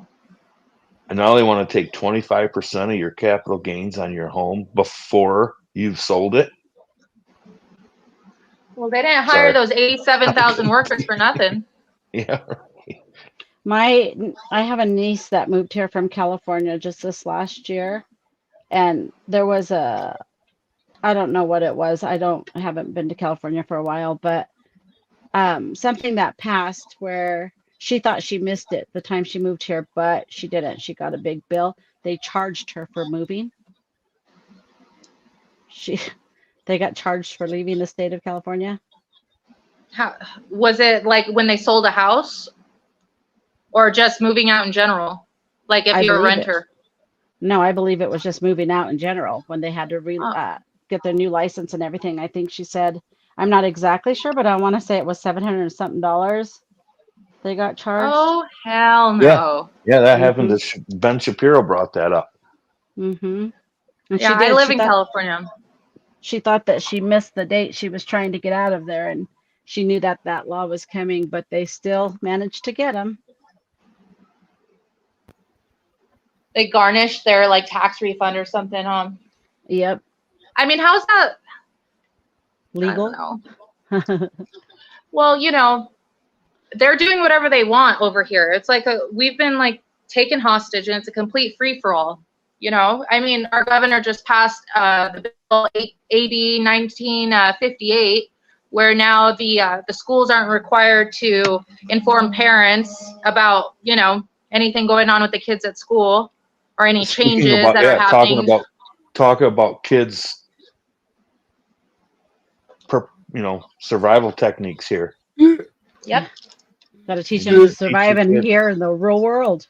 Like not even lost in. Yeah, they're really prepping for being abandoned or stranded or natural disaster is good, but man-made is worse. Absolutely. You know, our ancestors went to war over a tea tax of, I don't know what percent, like 1 or 2, I don't know what the percentage was. It was really, really small. And I mean, what we're dealing with, it's unbelievable.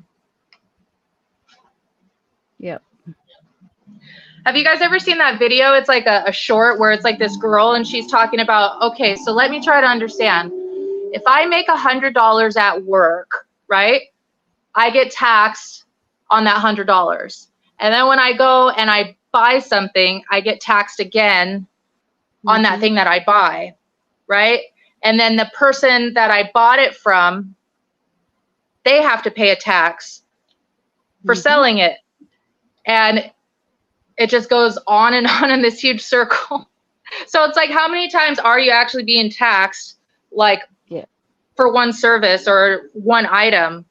You know, it's like really wild when you think about it. Yep, it's true.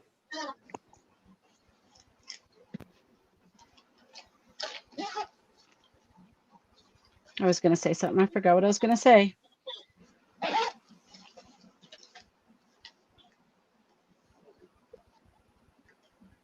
Yeah, I don't know. I feel like we shouldn't have to pay taxes when they're in debt, when they're so irresponsible with the debt, like $36 trillion in debt. I don't think we should have to pay them anything until they balance their books. That's why we have to pay the extra taxes so they could use that to pay their debt. No, it's just crazy. Everything's just so backwards and so messed up that it's terrible. Yeah. There's a passage that I recommend everyone read. It was written by Benjamin Franklin. I have it in a book that has the Constitution and like other writings in it, but you can look it up online, and it's called How to Turn a Great Nation into a Small One. And it was meant to be like satire for like this newspaper that he was writing for. And he goes through all of the steps about what you would do if you wanted to ruin a nation. And it is exactly everything that's happening now. So you have to look it up and read it. It'll blow your mind. That's crazy. There's a book called 1984. See, rules by which a great empire may be reduced to a small one. That's what it's called. 1773 is written by Benjamin Franklin. Yeah, look it up and read it. crazy. The problem is we don't have. Somewhere in Colorado, I'll research it, but this is worrying me because if they keep coming, it'll hurt our infrastructure, our economy, population. Honestly, I said this last night, but we are living in a society like Star Wars. The left is okay with immigrants, but they are offering vasectomies to kill the population within. Yeah. Yeah, there was Yeah. 25 free abortions that went out apparently at the DNC. It's ridiculous. 25. How many vasectomies? I'm not sure on that one. I heard the 25 abortions. It's ridiculous. I I mean, believe The issue is we don't have branches of government anymore. Congress and the Senate just usurped all their power to non-elected bureaucrats, FCC, the educations, everybody, the FBI, we know who it is. all the three, you know what I mean, the ABC agencies, the We deep know state, who quote they unquote, are. they make these Okay. rules like, they're laws, and they're not, because that's Congress, they're non-elected officials. It's all the It's like dual the- citizens. the whole open borders stuff, I believe, was so they can get them to vote for the next time. They wanted to make that to where they were able to vote whether they were legal or not. It's the Cloward and Piven strategy.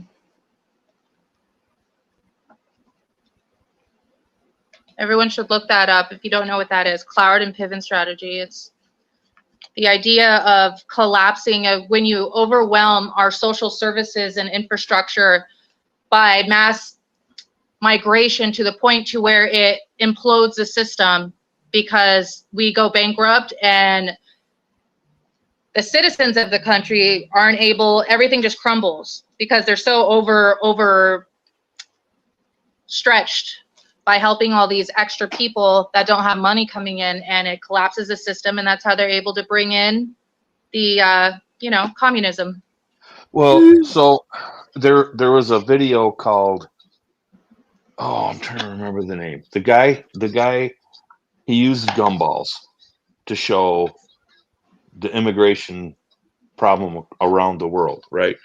So he had these beakers and he had them all full of gumballs, and he said, so you want to allow immigration from these countries into the United States. So let's take the 10 million people, and I don't know, this was long before this whole thing happened.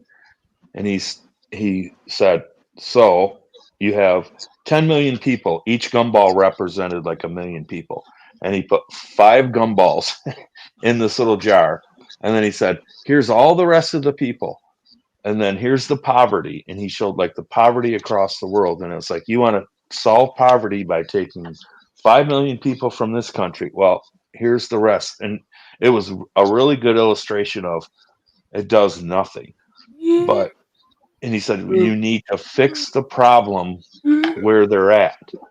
You don't import.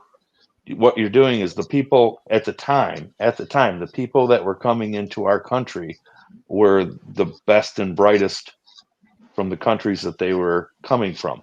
But they were coming in technically legally. Now they're just letting everybody go anywhere. Yeah.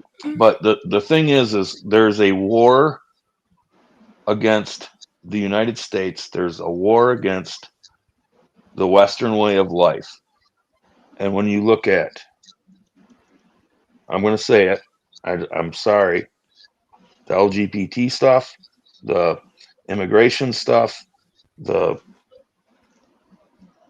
abortion, you name it, all of the division, those are all tiny little battles. And people get wrapped up once a week in one of them, but they're all tiny battles in the war, and it's all meant to divide. If we focus on what the actual reason is, which is to divide and conquer, We used to all believe in one thing, but now we're all divided. Even within the Republicans, even within the Democrats and Republicans used to agree on the majority of stuff. Now it's like, how can it be 50-50 right now? Just because they threw Biden out and brought in another face. That's ridiculous. I don't know, people need to wake up. But it's each one of these little battles, each one of these little things, like I remember like 4 months ago, every video on YouTube was parents going after school boards and talking about books in libraries. That's gone. You don't see it anymore. Well, yeah, because summer started. Yeah. I suppose. Will it go Well, back that's why to it? that's Maybe. the only reason why there was like a pause in it, a break again. You're going to see it come up again. But I mean, there's so many stupid. It's just constant little tiny little things to just like pick, and everybody's like divided over here, over there, over here. Well, and it's death by 1,000 cuts. You know, it's all of these things that are seemingly unrelated, but they're all related. They're all connected. And one thing to destroy us. That's it. And if you take it as shut up, you know. That's what they want us to do. Am I able to share my screen? Is that something we can do on here? Yeah? I hope we haven't hijacked your stream here, Zach. Is that okay, Zach? Or you know what? Let me send Zach this video. Or I can send it to you. Would that be better? Yeah. Yeah, I have this video on YouTube. I don't want to watch the whole thing but it's how China's new education campaign in schools. So because the topic is children, right? It is what China is teaching their children right now, and it's worse than you think.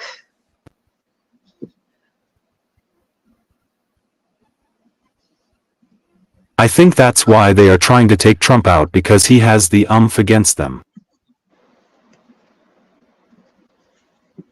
I think you're right. I agree.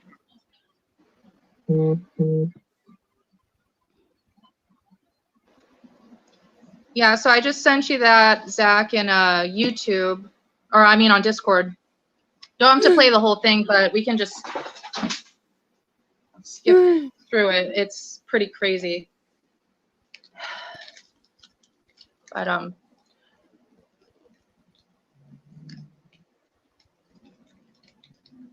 yeah, guys, I only have about like 10 minutes left, 15 minutes left, and my boys are coming home. And then it'll be crazy in here.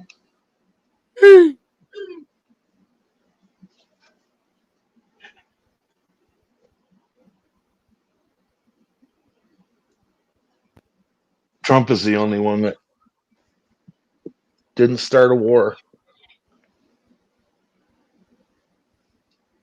The minute Biden got into office, Ukraine and Russia. Look at the Middle East. Yeah. Come on. The only thing that wrecked Trump's presidency was COVID. Yeah. Period. Right. Scary thing, the scary thing is like Kamala. Hello, she's vice president. She's done nothing. Now she's running for president, and the numbers are moving. Oh, yeah, that's it, Zach. And they were talking about failing upward, about people failing upward, and it's at the DNC convention. They're like, "Oh, so and so failed upward. They're failing upward." It's like that's all she's done in her whole life. She's done nothing. She wasn't elected. Nobody voted for her to be the nominee. No. So failing all right, upward. I'm done. That sounds like communism to me. Yeah, I'm done. 一个勤奋的草吃。那你最讨厌的我呢？ Can you make it full screen, Zach? 这么讨厌，为什么呢？我思考很快。Can you make it full screen? Yeah, there you go.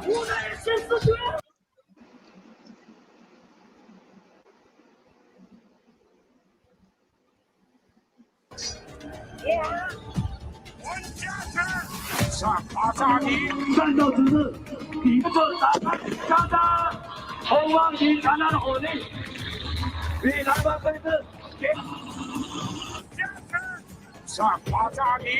那你长大了想干什么呢？杀日本人，杀美国人。有一回我恨得流鼻血。Something very, very, very scary is going down in China right now, and I can't for the life of me figure out why nobody in the West is talking about this.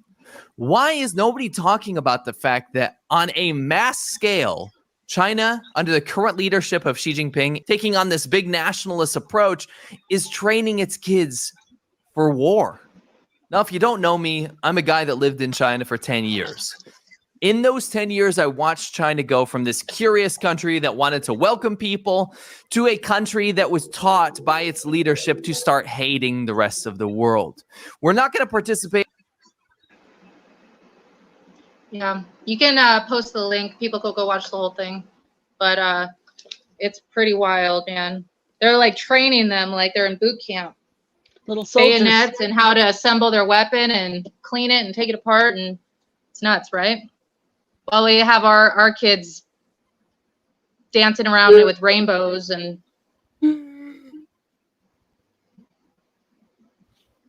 That's what Hamas does.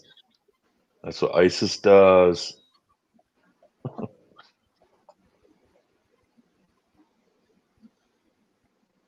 Scary times.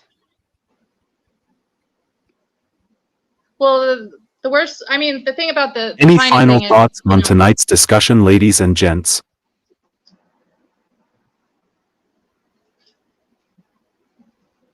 Oh, were you asking?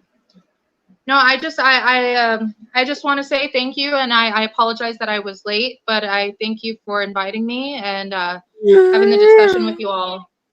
Thank you so much. Yeah, Sam, it was very interesting, and I need to make a survival pack. But no, thank you, Zach. You're awesome. I love you, BF. Thank you, Zach. I hope we didn't go astray here. And thanks for popping up, Ben.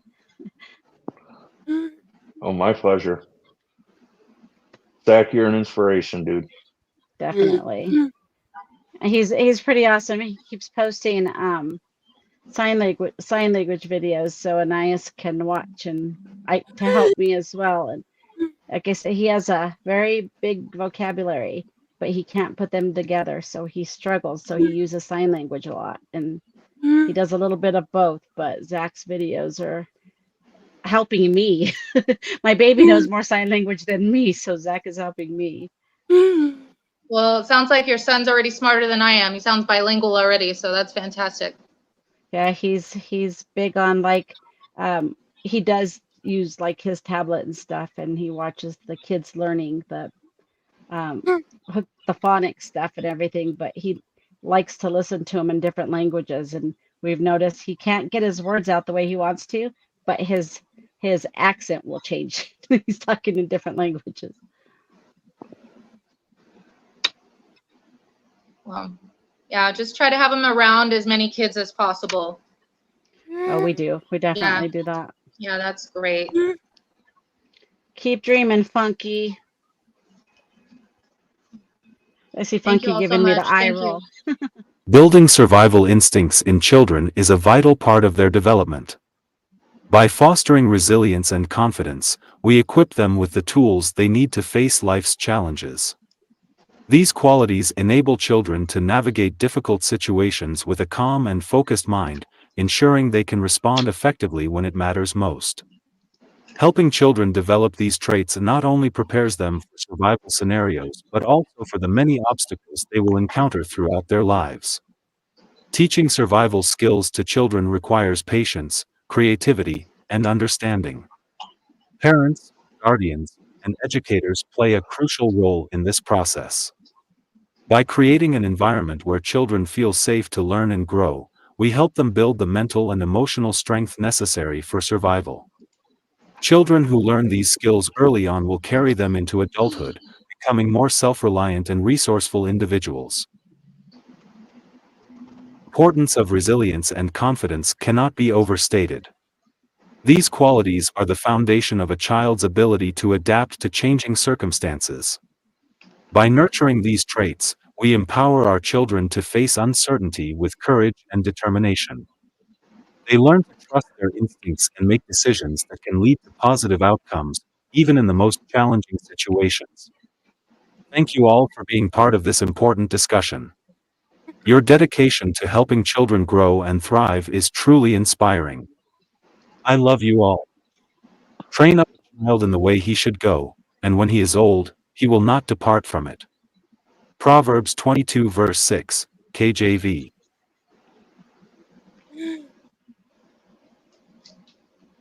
Amen. Thanks, Zach. Appreciate Amen, you. Zach. Thank you. God bless you. Thanks, guys. It was nice meeting you, Nadia. Nice to meet you too. I don't know your name. Oh, Betty. Braddy? Braddy. Okay. Nice to Braddy. meet you, Braddy. Nice. Thank you so much. Bye, Zach. Nice meeting you too, Nadia. Nice to meet you, Ben. I hope to see your guys' faces next time. I'm not All so right. sure about that. I do sometimes, but today. Or I like wasn't put up a feeling it. stuffed animal or something, you know? You don't like the bee, huh? Okay. At least mine has my picture, but it's my back. But Yeah, Ben no. don't have it. I'm grateful. Your voices are enough. You both have lovely voices anyway. And what you said was really important. So I appreciate you.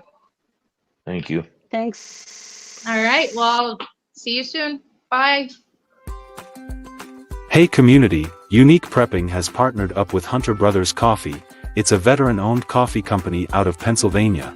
They sell across the world, and have light, medium, dark roasts, ground or whole beans, and even flavored coffee. If you like to order coffee, use my link in the description of this video or go to my LinkTree. At checkout you'll get a 9% discount. Order you some coffee and help support veterans in need and help get service dogs as well. Thank you, and let's help our veterans since they helped keep our country safe.